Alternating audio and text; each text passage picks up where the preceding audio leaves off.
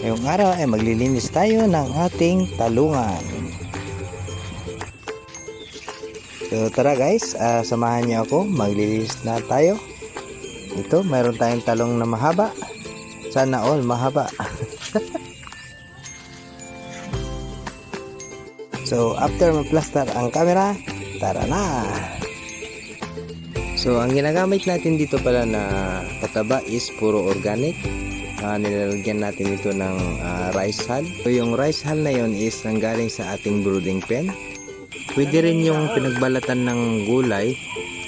So bago ko yung nilalagay sa tanim is nahaluan ko muna ng kunting lupa para mas madaling ma-decompose saka natin ilalagay sa ating mga tanim.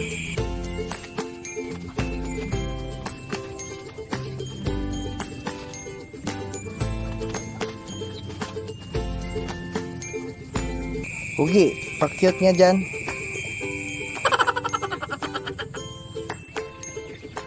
Shout out muna tayo kay Lakay Pubring Angler at saka kay Pakas Jun Canlas.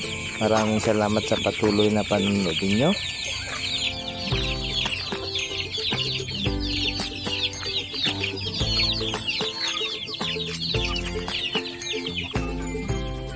Kung nagustuhan nyo ang ating video, huwag kalimutang mag-subscribe sa YouTube channel natin.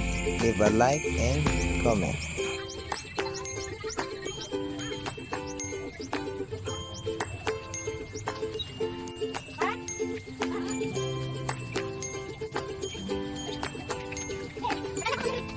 Ay, alis na ang ating gulayan.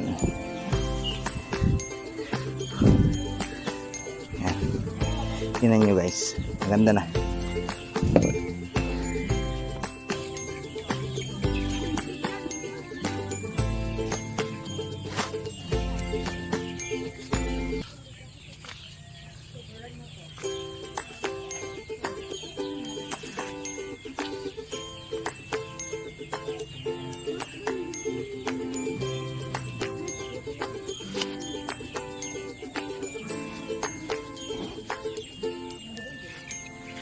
So tapos na akong maglinis. Yan. Beautiful. Oh my God! Wow!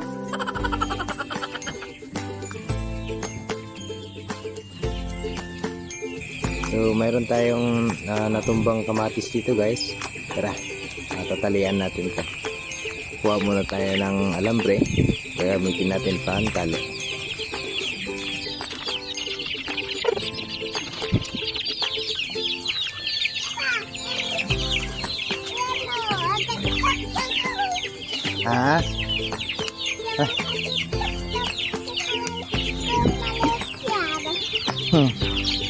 Very good.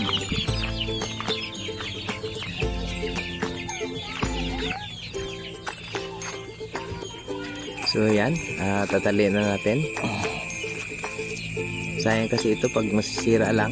So talian natin guys para tumayo sila. Parang alalay niya lang ito lambre.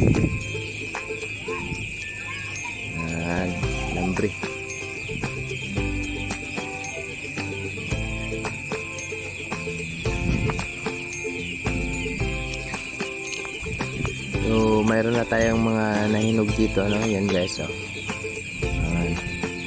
ang gaganda.